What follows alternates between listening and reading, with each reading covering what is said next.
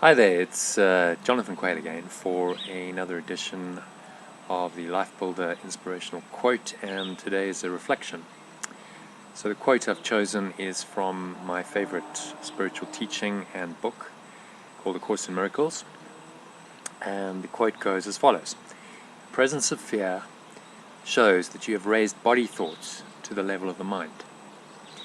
This removes them from my control and makes you feel personally responsible for them. This is an obvious confusion of levels. I do not foster level confusion, but you must choose to correct it." And that's from the second chapter of the text of A Course in Miracles. So if you're not familiar with A Course in Miracles, it's a channeled teaching or transmitted teaching, if you prefer. The author is Jesus, so that's the I of the quote. He's speaking to us in the first person in this particular instance, trying to give us some instruction on why we experience fear. And he's saying that fear shows us that we've raised body thoughts, in other words, thoughts about our physical body. And what he's referring to really is the whole physical world, because whatever we perceive through the body's eyes is, and then we think about, is a body thought. And he also talks about this idea of level confusion, which is perhaps one of the most confusing ideas in this great teaching. So I'll try to dispel some of the confusion about it in this short reflection. So level confusion, as Jesus says and explains in this quote, happens when you think thoughts related to the body and the material world that the body inhabits. So this physical world, which we think if we are only identified with our body and our body senses, we have to think is real. We have to think the body is real, we have to think the world is real. And so by doing this, we're really instructing our minds, whose true identity is formless, timeless, eternal, permanent, love, if you want to call it, whatever you want to call that, love, infinity, eternity, God.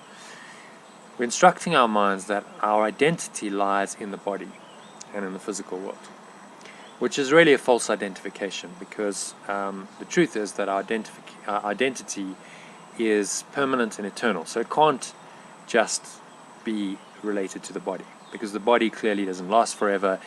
It ages and it dies. It comes and it goes. So anything in this material world that comes and goes cannot be permanent, cannot be eternal. But all the great spiritual teachings talk about something in us, some awareness, some part of our minds that is eternal.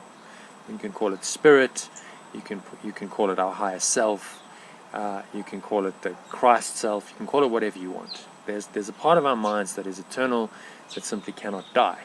So when we identify ourselves falsely with the body and what the body perceives on this level, this physical level, it leads to fear, because the mind becomes fearful of this false identity that seems to have created.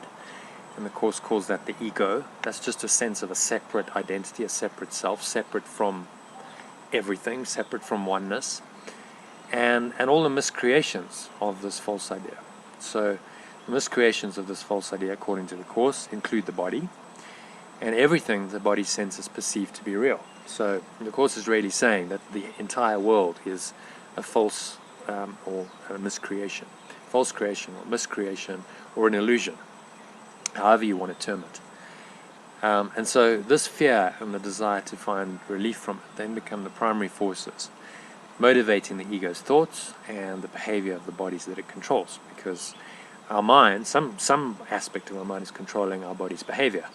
The body doesn't just behave inadvertently, something is directing it. And so there's only two parts of our mind according to the Course. The one is the spirit that identifies with this timeless, eternal self that is always there, that's always been there, that's one with everyone and everything.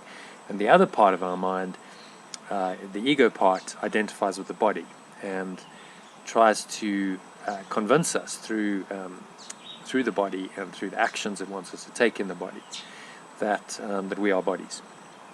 And that results in all the fearful and unloving actions and events that we can see apparently happening out there in the world. So, as a good example of that, Last weekend was a horrific weekend in the US. There were a number of mass shootings. Many people died, killed.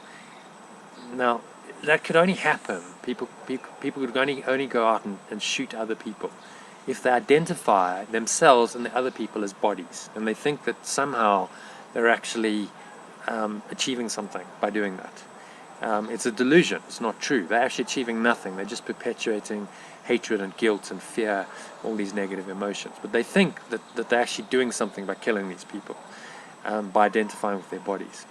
But if you recognize that actually the body is not true, and that you can't really kill anyone because their mind is eternal, then that whole idea that you can kill and be killed and attack and hurt other people kind of just falls away, because you realize it's ridiculous. You can't really, because their mind is eternal.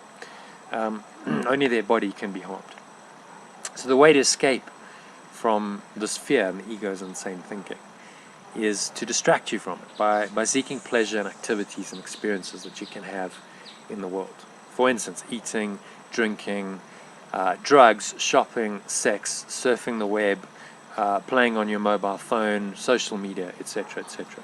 We've invented a world where there are many, many distractions, but these really only mask the underlying fear rather than actually undoing it.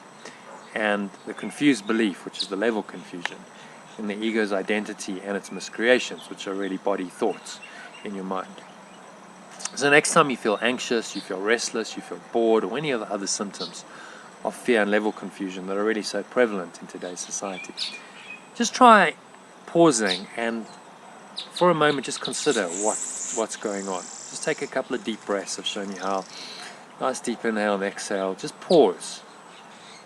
And then in that moment, try to make another choice.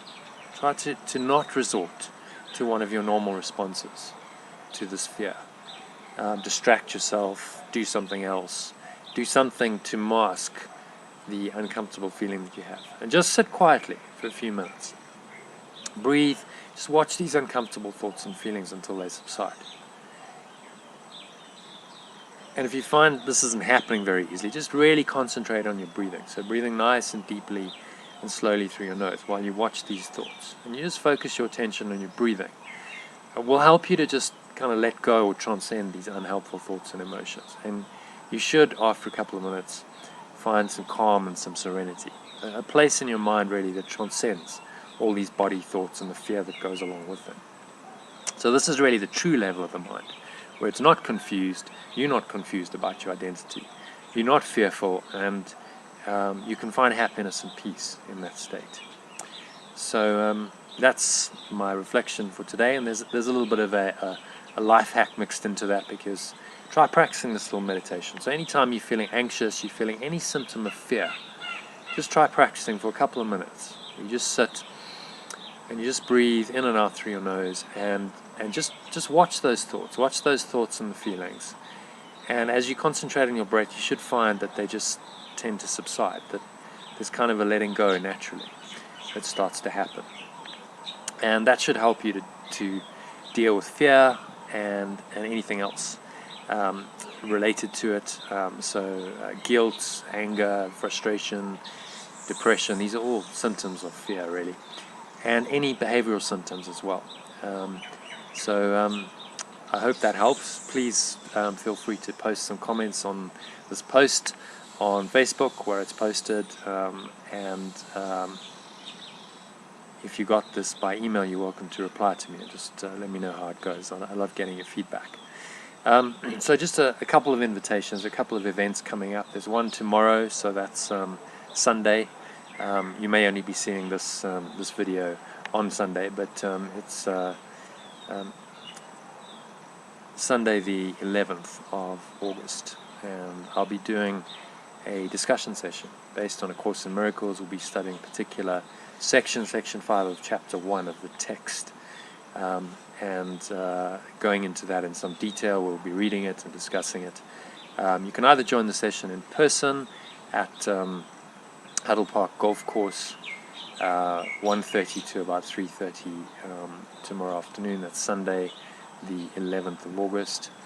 or if you don't live in or around Johannesburg, or it's too far for you to come, you can join online. So just go to acimilluminations.com. You can see that on the screen, just posted below this video, acimilluminations.com, to join that session.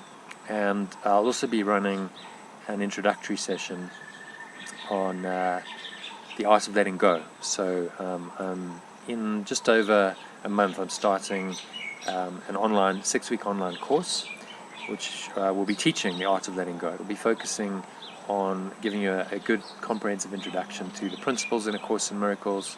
We'll be studying the text as well as the workbook lessons over a period of 6 weeks.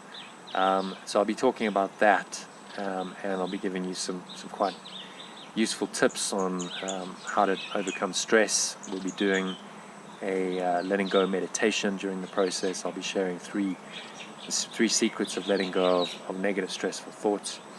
That's happening Thursday evening at 8 p.m. South African time, 8 till about 9:30. If you go to theaolg.online, again, you can see that URL on the screen. You'll be able to find out a bit more and book your place. So acimilluminations.com, or theaolg, standing for the art of letting go .online, to find out more information about these upcoming sessions and book your place. Thanks a lot for listening. Hope you have a fantastic rest of your weekend, and to catch you tomorrow or soon. Have a good one in the meantime. Bye for now.